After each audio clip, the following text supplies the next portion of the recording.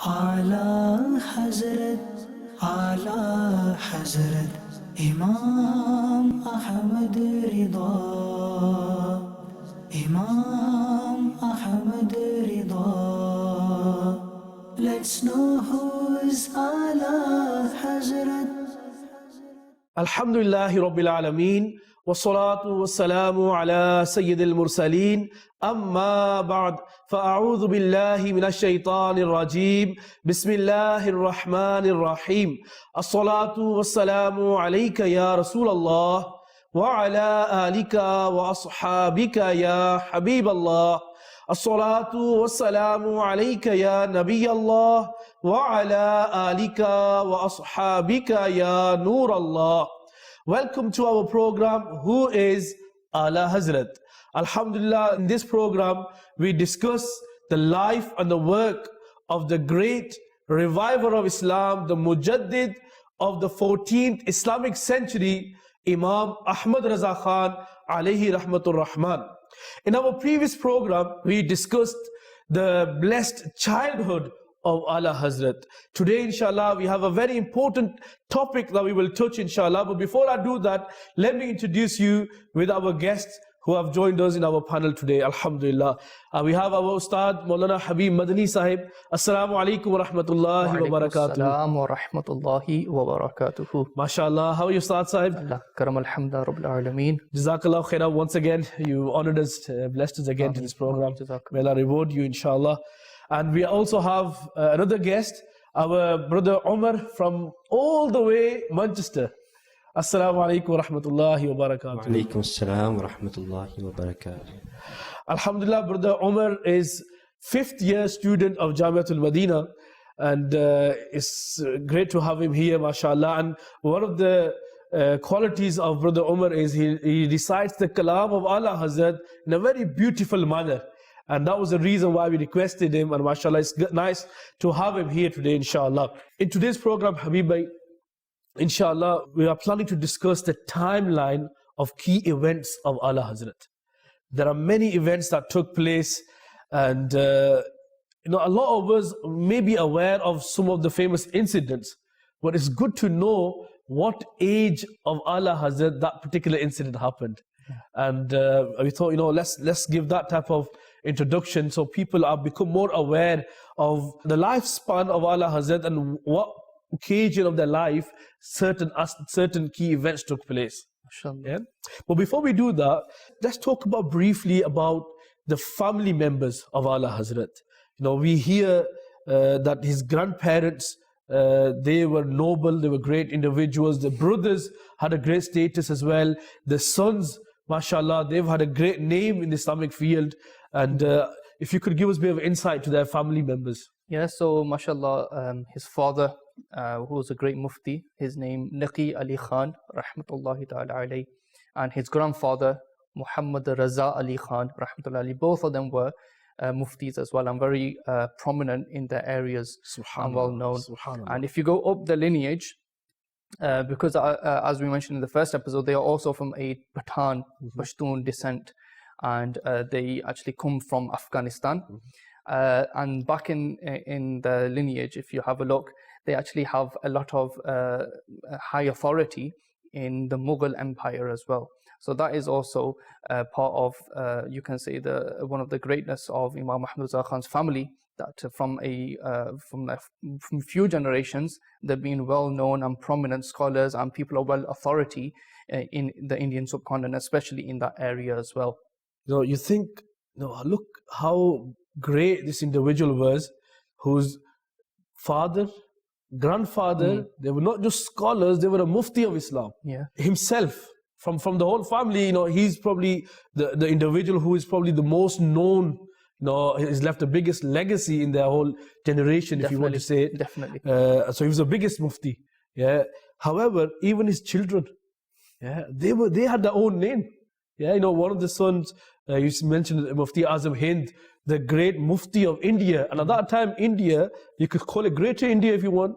Yeah, Pakistan, Bangladesh, and the current India, all this was Hind. Hindi, yeah. And so he was known as you could say the Grand Mufti of India. Yeah, the Grand Mufti of India. And not just him, but even going down the progeny, even Mufti Akhtar Raza Khan, who is a Subhanallah. great grandson of Aala Hazrat, whose father was Ibrahim Ali No, Khan. sometimes you think, Even if he was as well. someone, we'll say if someone in his family, if he has family members or brothers who are scholars, we think is very lucky. Yeah. But just imagine someone born in the house of muftis.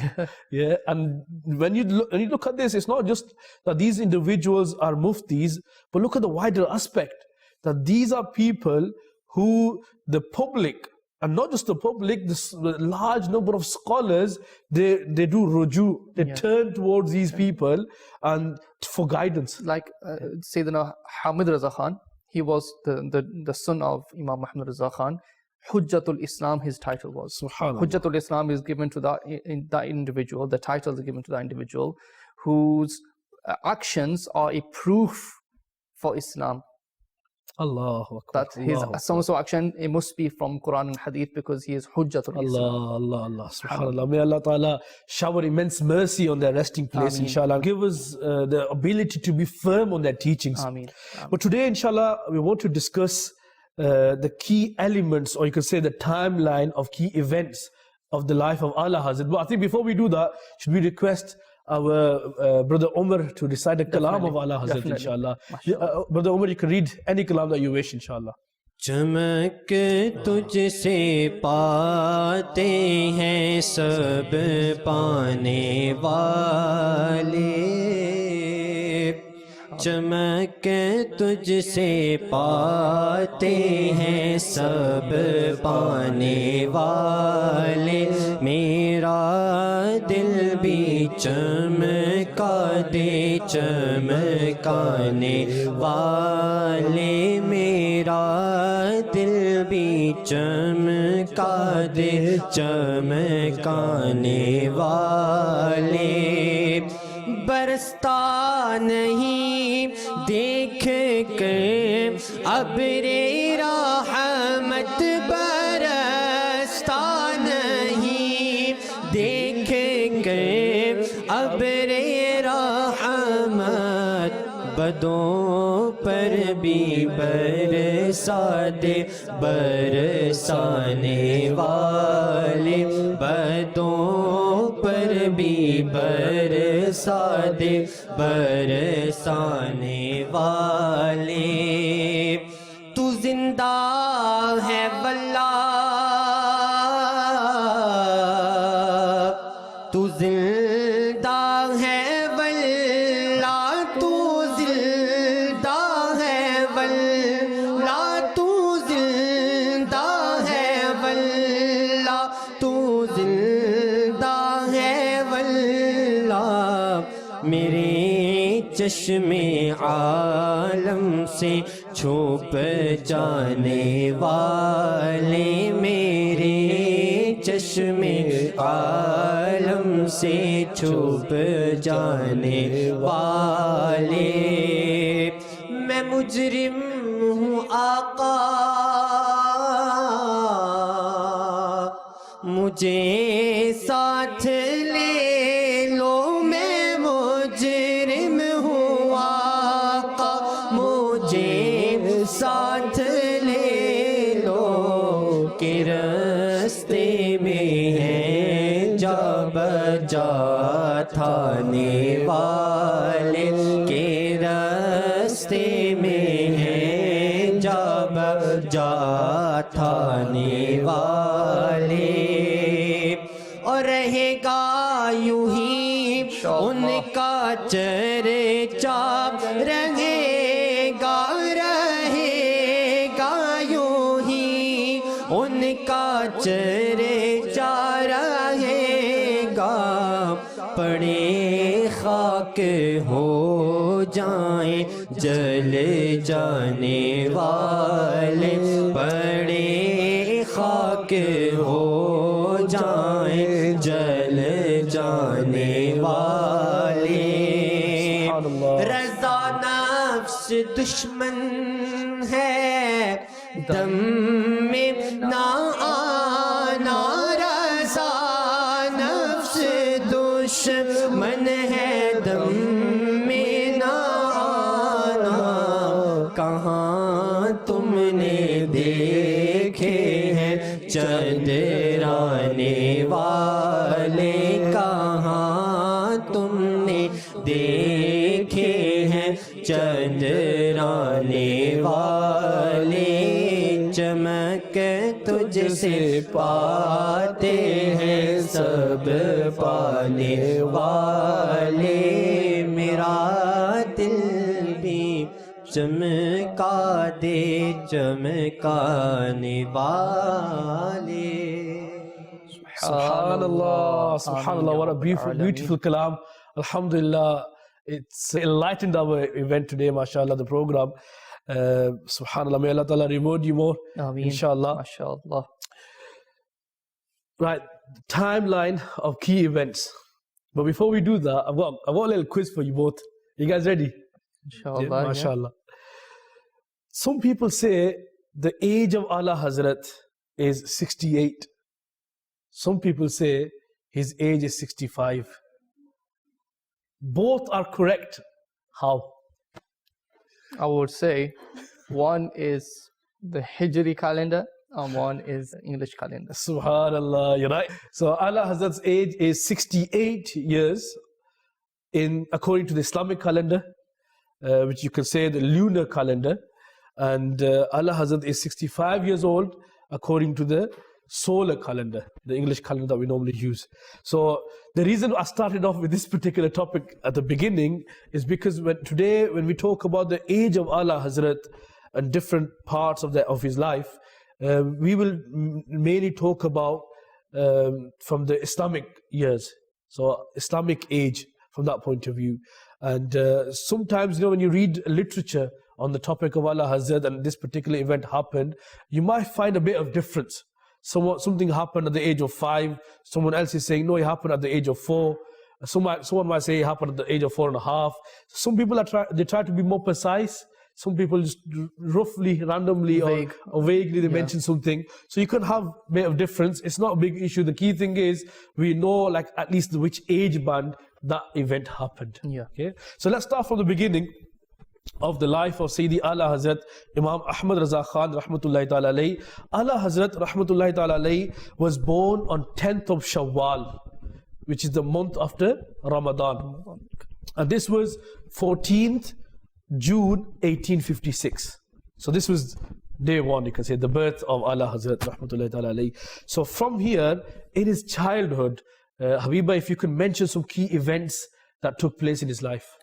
Yeah, so at a very young age, because mashallah, his family, his household, they were all religious. They had a lot of attachment to the religion. They had knowledge of the religion.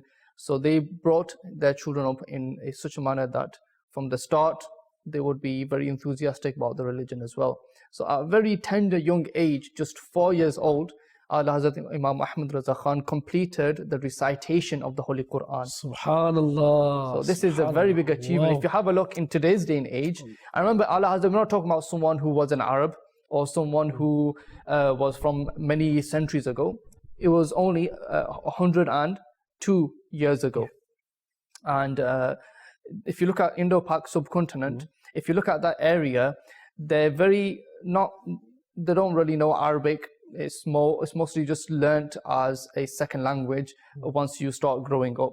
So at a young age of just 4, understanding and learning the rules of Arabic, learning the way to perform the letters, all of these things at a very young age, and then completing the full Quran at the age of 4 is a very big achievement. Now, if Aala Hazrat Rahmatullahi Ta'ala Alayhi completed his first recitation of the glorious Quran at the age of 4 or 4.5, just imagine what age he started. Yeah.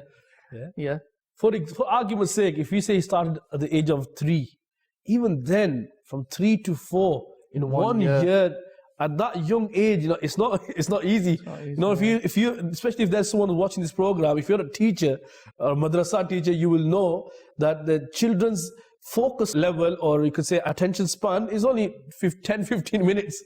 Yeah, especially of that age, and just imagine how much he's been reading. Tawfiq, I think that one of the reasons why this could be is because he's probably grown up alongside his father, his mother, who are always indulged in books, in reading, in recitation of the Holy Quran. So from a young age, because that household was a household of book readers, you can say, so he wasn't really indulged into playing and these kind of things. And even today, if you look, there's a lot of parents who they very much like reading and things like this. Their own children, they'll be readers as well. They'll always have something that they're reading, a story time, or a family get-together story time. I know some households actually have like book clubs in their own fammy. That this week we're going to read this book, next week we're going to read this book. So it's all about how the upbringing of the child is as well. So the point Habib Bhai mentioned, the Aala Hazrat, he finished his Quran at the age of 4. As well as this, he spoke Arabic language, eloquent, proper formal Arabic language fluently in his house. And that could be the barakat or the upbringing of the parents. That they knew the importance of the childhood, how to bring up the children in a proper Islamic manner, so it could help him in the future. So this is also a very a unique point of Aala Hazrat. Subhanallah.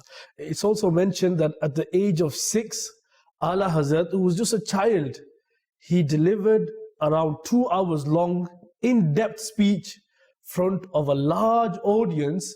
And in that audience, there was great scholars and prominent individuals who were there. The speech was on the topic of Miladun Nabi, the birth of Rasulullah sallallahu ta'ala alayhi wasallam.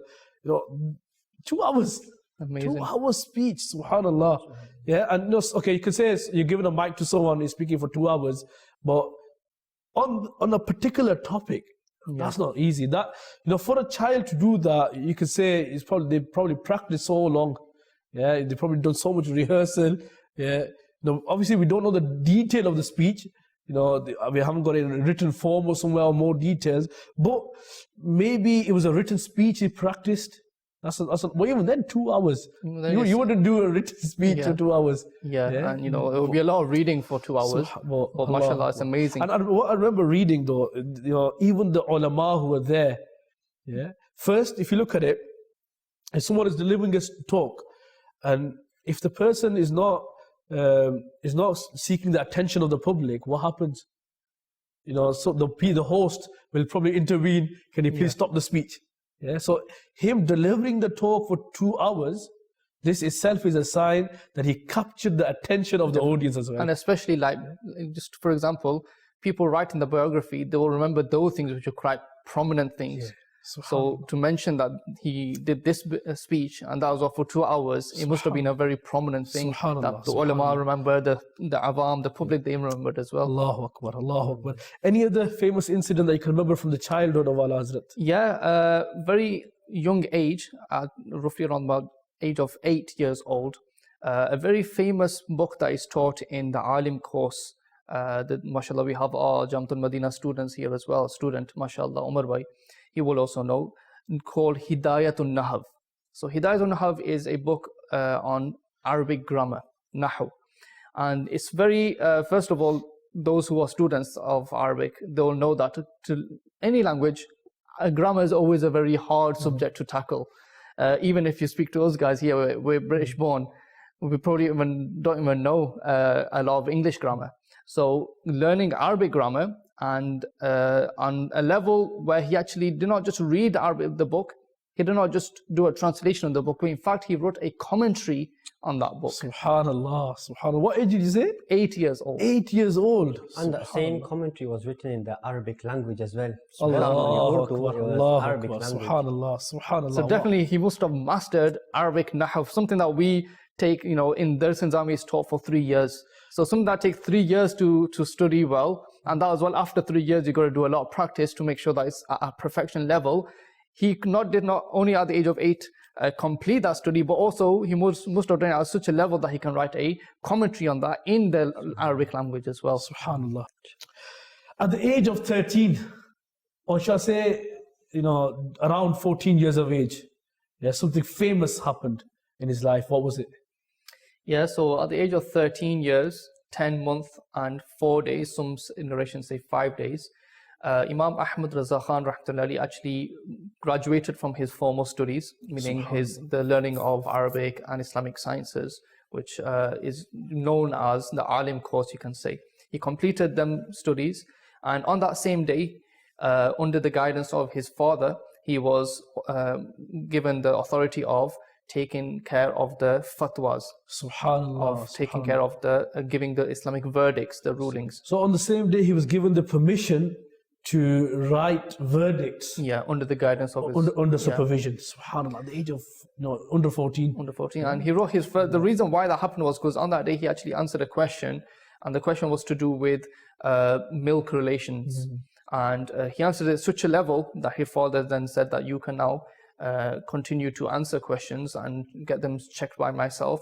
And then later on in life, he actually was given ijazah, which will come for, inshallah. Now, some scholars have written that writing the verdicts, this didn't just start at the age of 13 years and 10 months, but it was something that possibly from the age of 8 or 9, he was involved writing something, and he used to get his father checked. And, just imagine, we just started talking about the age of 13 of Aala Hazrat's life. He's already, reached, the many milestones where people, they spend a whole life and they don't achieve them. And subhanAllah, at the age of 13, you can imagine, which individual, which personality the public is going to see, inshallah, in later of his life, inshallah. People that were around him, they all knew that this child, he was extraordinary. Even his own family members knew as well, like his grandfather, he interpreted a dream of his father before he was going to be born, that Imam Ahmad Khan was going to be a big scholar, and his rulings will be spread far and wide. So people already knew and had predicted as well that this child would have amazing qualities. SubhanAllah. Before we move forward, I just remembered another beautiful incident of the childhood of Aala Hazrat. Once, this was a normal routine of Aala Hazrat when he used to sit in a lecture and his teacher used to give him the lesson. After the lesson, he used to just look over the lesson once or twice. And then he used to remember it.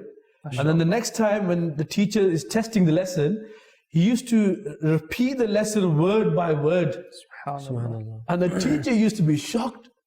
And to the level that the teacher once said to him, "Oh, Ahmad Raza, I spent so much to prepare the lecture, and you only go through it 1 or 2 times, and you remember it word by word.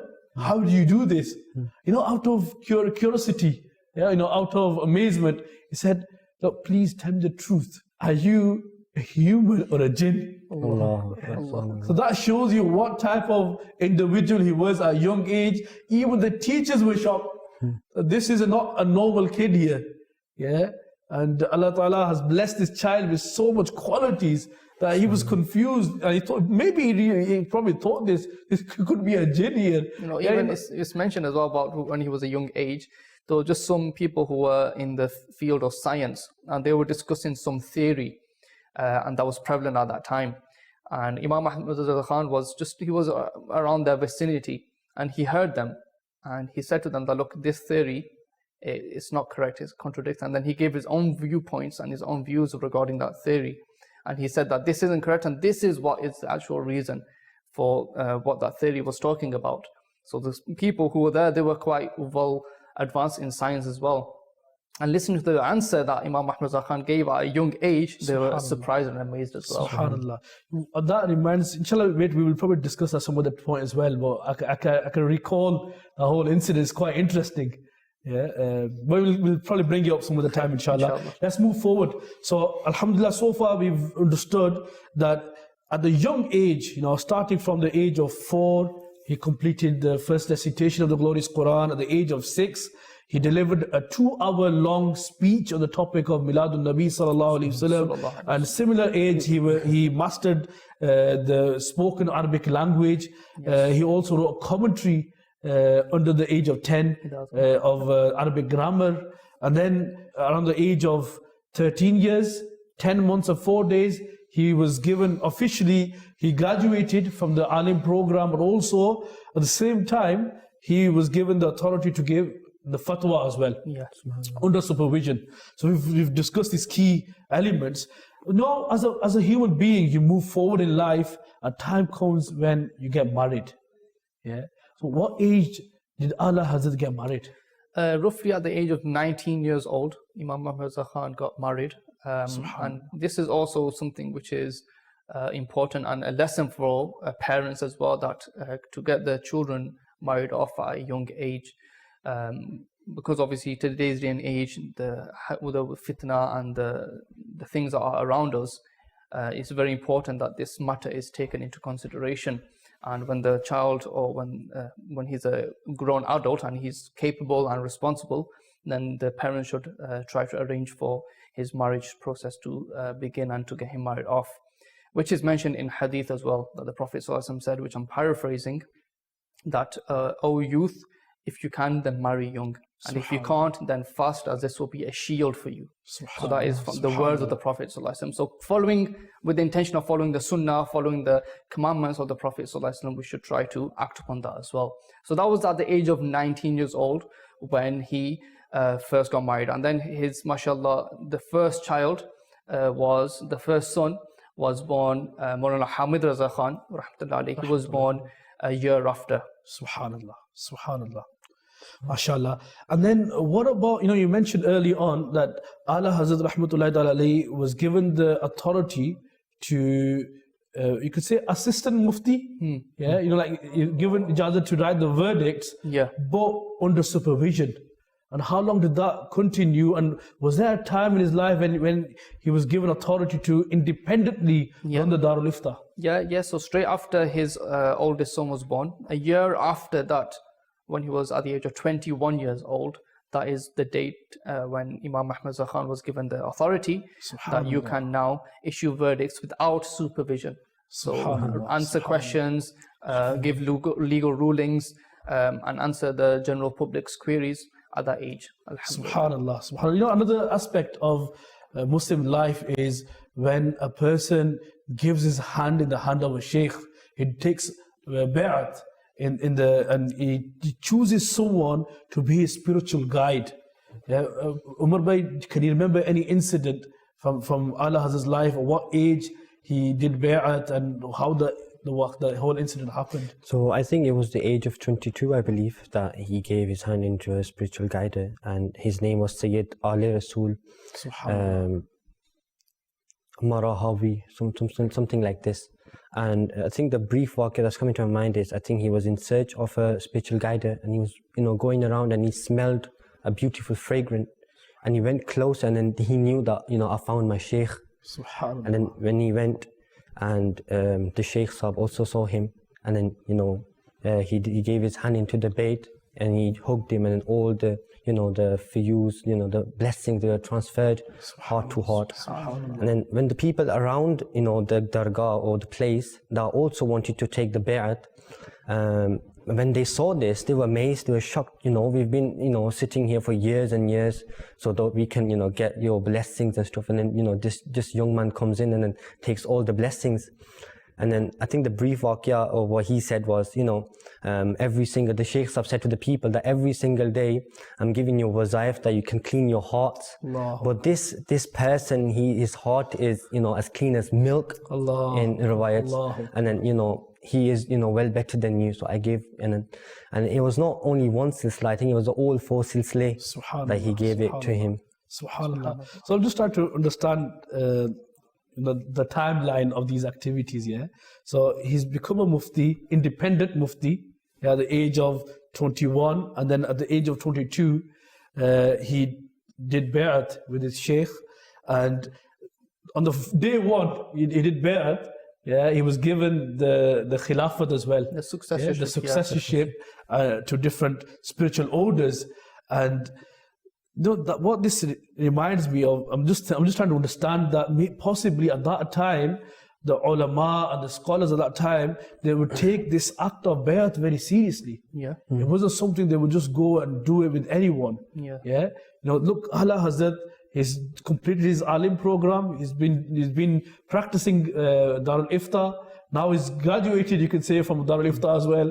Married as well now. As well. And now he's going to. Now he's moved on to that level. A point that's very important as well. When I read this, I was like very, mashallah, at such a mature age, he went and started searching for who his sheikh should be and who he should take guidance for. And sheikh is not remember, unfortunately, today's day and age, the word Peer or the word Sheikh has been tarnished, but the Sheikh is actually there to guide you spiritually, to enhance you spiritually and inform you of how you can do certain actions to get closer to Allah subhanahu wa ta'ala. And whatever the Shaykh does, it has to be obviously in requirements of the Sharia. And Aala Hazrat Imam Ahmad Reza Khan mentions 4 conditions of the Shaykh, one of them being that he must be adherent to the Quran and the Sunnah. So he cannot go against the Quran and Sunnah. He can't be an open fasiq, an open sinner.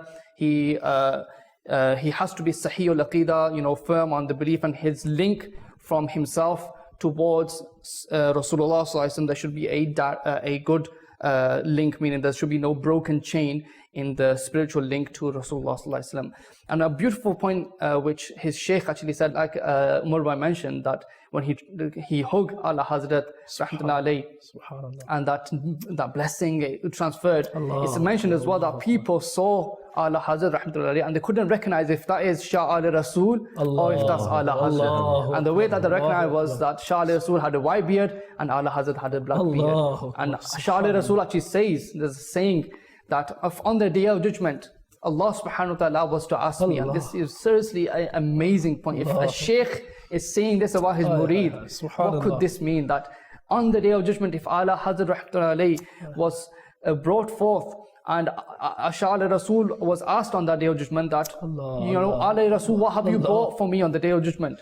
Then I would say, I have brought Imam Ahmad Reza Khan. रोज़े महशर अगर मुझसे पूछे खुदा, महशर अगर मुझसे पूछे खुदा, बोले आले रसूल तू लाया है क्या, पेश कर दूंगा लाया हूँ अहमद रज़ा, पेश कर दूंगा लाया हूँ अहमद रज़ा, ये खुदा ये अमानत सलामत रहे, या खुदा ये अमानत सलामत रहे.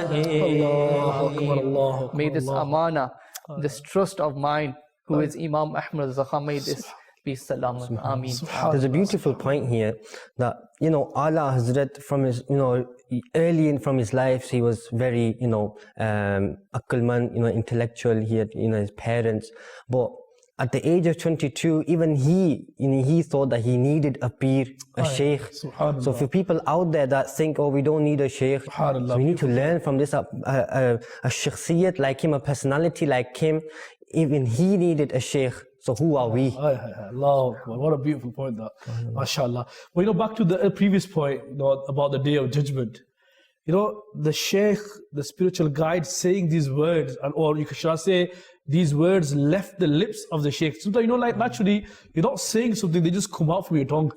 Yeah, you're just expressing your own feelings. And someone who's saying these type of words, that shows you that in the eyes of the Shaykh, you can see the rutbah and the greatness and the significance of Sayyidi Aala Hazrat Imam Ahmad Reza Khan rahmatullahi ta'ala. We look at Amir al-Sunnat, those of people who watch Amir al-Sunnat, observe him. But only these great scholars actually understand the real importance of these individuals. May Allah Ta'ala preserve Amir al-Sunnat, give him long and healthy life. May he continue to spread the teachings of Aala Hazrat.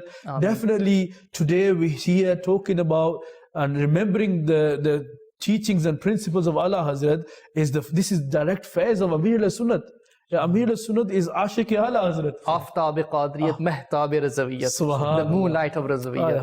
Subhanallah, subhanallah. Sometimes we read books on different scholars and we think, wow, subhanallah. And then when you look at the life of Amir al-Sunnat, you can see the glimpses of these great incidents that we read in the books. And we're lucky that this is happening whilst we are living.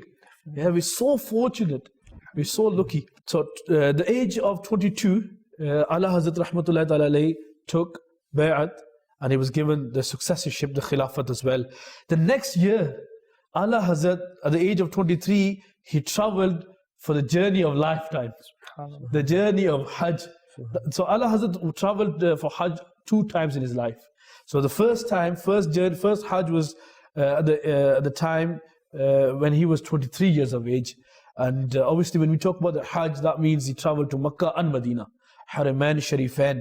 And during this first journey, because this is possible, in fact this is first Hajj journey, and it's very possible his first journey towards the Arab world. Yeah. So he was known and he had a following. A lot of people were becoming aware of his presence in the subcontinent. Now he's traveling to the blessed lands of Makkah and Medina, where the many shuyukh and great experts of Islamic sciences, they were present there. Great scholars, great muftis were there. Aala Hazrat, when he traveled there, and during that journey, he must have met many scholars. Can you remember any particular incident that happened, or generally? Yeah, the Arab scholars there, they were very amazed at his tremendous works that he's been doing, his level of knowledge, and many shuyukh from that area, from Makkah, they gave Aala Hazrat rahmatullahi alayhi ijaza of hadith, the sanad of the hadith.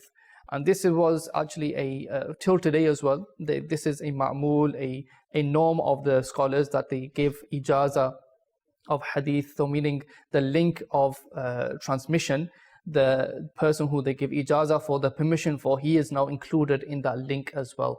And he can now, with authority, pass forth hadith as well of the Prophet ﷺ. So like we heard that this narration was from this person, this person, this person. So there's actually a full narration all the way down to the person narrating the hadith in today's day and age. And Aala Hazrat was given that permission as well. And like this, many other things occurred. Aala Hazrat, when he went onto the Safar Medina, his tamanna and his desires, although they weren't fulfilled in the first time, but we're going to complete, inshallah, when he goes on the second time. Subhanallah, subhanallah. So this first Hazri in the Haramain Sharifain, one obviously was to perform the rituals of Hajj, and giving Hazri the court of Rasulullah sallallahu alaihi wasallam. At the same time, you could say that this journey was the first official introduction of Aala Hazrat was from India. He's being introduced to the Arab scholars, Arab world, yeah. and Arab world, and greater people, individual personalities became aware of his work, not just his work, his talent. Yeah. And they were really inspired. They knew that they have someone great in India who is a defender of Ahl Sunnah. Yes. He is the one who is upholding the honor of Ahl Sunnah. So they had like one key individual that they could direct people towards, and they could relate to. Subhanallah, that was a big incident that happened. And like you mentioned, during that period, he was given ijazah, permission in hadith and different works. In the life of Aala Hazrat, a key element of his life was writing books. And you mentioned, Brother Umar, early on that he started writing books at the age of possibly 8 or 9. Yeah, and then this continued, even writing the fatwa, the verdicts, even them, you're doing the writing, aren't you? You're doing service. And throughout the life, Aala Hazrat wrote in the Urdu language, he wrote in Persian, because at that time, Persian language was well known, especially in the religious field. Yeah, if you correct me if I'm wrong, that after Arabic language, it is Persian possible that Persian language was, like you could say, the second source of knowledge for the Islamic field, for the Muslims. Yeah, so that a lot of work and literature has been translated in Persian language, and Urdu language wasn't a norm at that time. Yeah, compared to the Persian language in the Islamic sciences. Yeah, so Aala Hazrat used to write in Urdu language, in Persian as well, and then obviously in Arabic, which we mentioned early on. So is there any famous work that you can remember that he's done at a particular age? Yeah, there's a famous work. At the age of 35, he wrote a book, Subhan as-Subbuh, which was on the topic of Imkanul Kidh, the possibility of ma'adallah. Some people came up with this possibility that this belief that it's possible for Allah to lie, which is a wrong belief, a kufri belief, disbelief. So Aala Hazrat wrote a work specific to that topic as well. Allahu Akbar, Allahu Akbar. And you know, this topic of writing books, if you look at the background, you know, when you study the biography of Aala Hazrat, you think, you know, it wasn't just he sits down and writes books. It was because there were people out there were groups out there, they were, in the name of Islam, they were giving wrong messages. Yeah.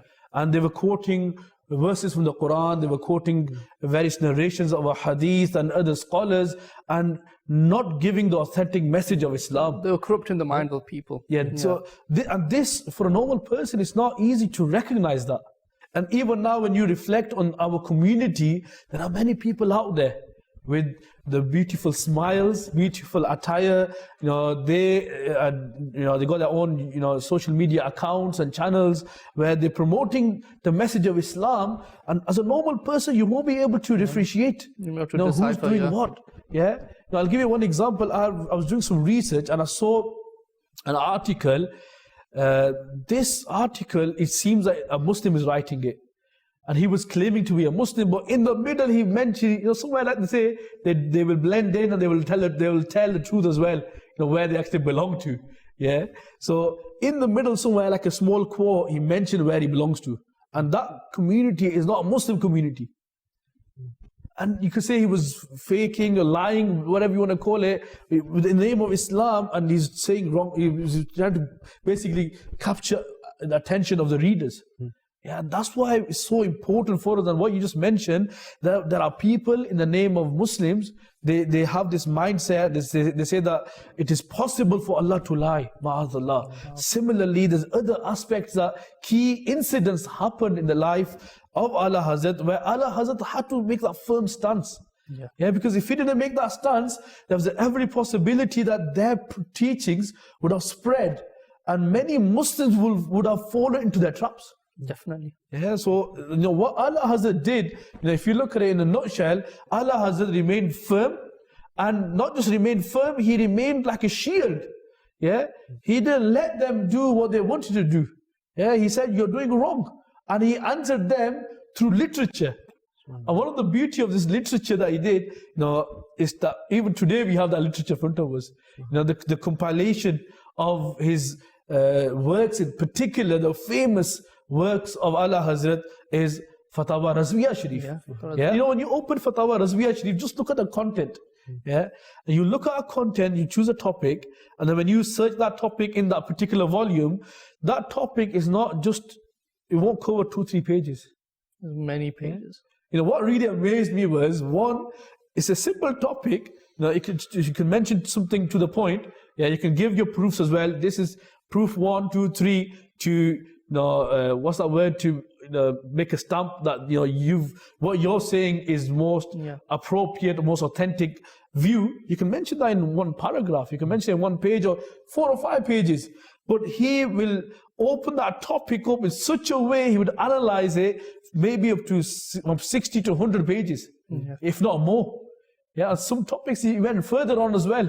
And then the beautiful part was that when I was really amazed, and it was like a regular routine in the Fatawa Razviya Sharif, that one, he writes a lengthy discussion, and then at the end, he writes the names of famous scholars in the Islamic history who endorsed that same view. Yeah, with references as well. And with references as well. And them list of names of scholars, it won't be 5 or 10 people. Possibly 80 or 90 scholars, including the Sahaba, Tabi'een, Taba Tabi'een, the great Imams as well. Yeah, and then not just that, it doesn't stop there. Another list he adds in, you know, we call it appendix, don't we? At the end, he adds another list of the references of the books. Sometimes these references that where, you know, he wrote 100 pages, for example. Where did he get all this information from? During his research, which books did he use? And there are like over 100 books. 130 books is used to write that article. And you know, Tawfiq Bhai, you know, mentioning this is a full work, meaning it might take a couple of months or, you know, a couple of years to do this and have a full research-based article or work on a particular topic. There was a topic of ilmul ghaib, the unseen knowledge that the Prophet ﷺ possessed. So on this topic, Aala Hazrat wrote a book with the same things as well, with the authors of people that have endorsed this topic and people that have agreed upon this with references as well. And he did this overnight. Subhanallah. There's a very, talking about this, Aala Hazrat's work, there's a very beautiful book, Al-Amnu Wal-Ula, which is, the background is that, the famous Durud al-Taj, Allahumma salli ala Sayyidina Muhammad, Sahib al-Taj, wal-Mi'raj, wal-Buraq, wal-Alam, this. And in this, there's the word Dafi al-Bala, and people at that time, they used to say the Prophet Object, they used to object this, the Prophet he cannot take away the worries, and Aala Hazrat, he wrote a book on this. And the dalail, the proof that is mentioned is not 5, it's not 10, it's not 20. It's around 200 ayats that is, mentioned as a proof on this. Allahu Akbar. And there's a very beautiful science, regarding this. And the ulama have said that, this work that he has done, this project, if you leave all the works aside and only take this work, and only with this work we can assume, and Aala Hazrat is fully capable of becoming a mujaddid. Subhanallah. And that work is Kanzul Iman, the Quran Subhanallah. and Aala Hazrat did not actually write it himself, he dictated it to Maulana Amjad Ali A'zami, which he wrote himself. And it wasn't only word to word translation, it was the tafsiri translation that it was kind of tafsir with it as well as the translation, commentary. Subhanallah. Regarding Kanzul Iman, I'll just mention a brief point here as well. Mufti Amjad Ali Azmi rahmatullahi alayhi, when he was looking at the translation, some words he came up to when he was writing, and he himself had like a bit of an objection because he was a scholar himself.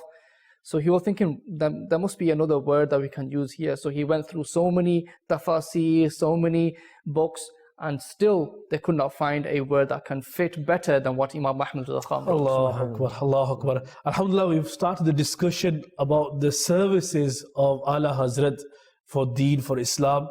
Inshallah, this topic we will continue in our next episode. The topic for next episode is services for Deen, inshallah. Inshallah. Inshallah, in that we will have an in-depth discussion on this topic. But just quickly, having just to round up some of the discussion that we've had, in fact, of his lifespan, some key events. At the age of 44 or 45, that was the time when he was given this the title, the great title of Mujaddid, the reviver of Islam, just around the age of 45. Subhanallah. And then, if you look at the great the collection of the poems, Hadaik-e-Bakhshish, which is in 2 volumes, that was at the age of 53. And then, there's other classical works that he's worked on. He wrote commentaries, inshallah. This is something we will talk, inshallah, on one of the future episodes, inshallah. And he also established an organization called Raza-e Mustafa. And there's a whole background to this. Where there was he went to another program where there was people of different, they were also known as Sunnis as well at that time. But when Aala Hazrat went to them type of events, he realized they got their own agendas. They're going away from the teachings of Islam. That's when Aala Hazrat, he disassociated from them, and also he taught people, that these people are wrong. He made people aware, what's right, what's wrong. That was an important part that he did in his life. There are a lot of things to talk about, and we want to talk about them as well, but time's not on our side. Aala Hazrat rahmatullahi ta'ala alayhi passed away at the age of 68 according to the Islamic calendar, and 65 years according to the English calendar, and it was 25th of Safar al-Muzaffar 1340, and it was 28th of October 1921. Alhamdulillah, over 100 years have passed. Even today, the more we study about Aala Hazrat, you get more amazed, and you want to know more about him, you want to get more connected with him. May Allah Almighty allow us to benefit from his teachings, and most importantly, the message that Aala Hazrat has left, the legacy he has left behind, is that we must always stand up for the honor of Rasulullah sallallahu alaihi wasallam. Those who are watching this program, thank you for joining us this time. Inshallah, this program, we have a few more episodes coming, inshallah. Please watch them as well. Keep watching Madani Channel. Sallu ala al-Habib sallallahu ta'ala ala Muhammad sallallahu ta'ala alayhi wa sallam. Aala Hazrat, Aala Hazrat, Imam Ahmad Rida, Imam Ahmad Rida. Let's know